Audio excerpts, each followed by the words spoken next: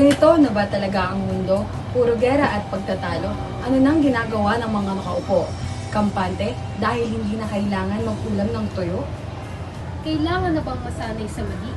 Kailangan iisa ang magwawagi? Paano ang nakasanayang bayan? Hindi na ba muli ito masisinagan?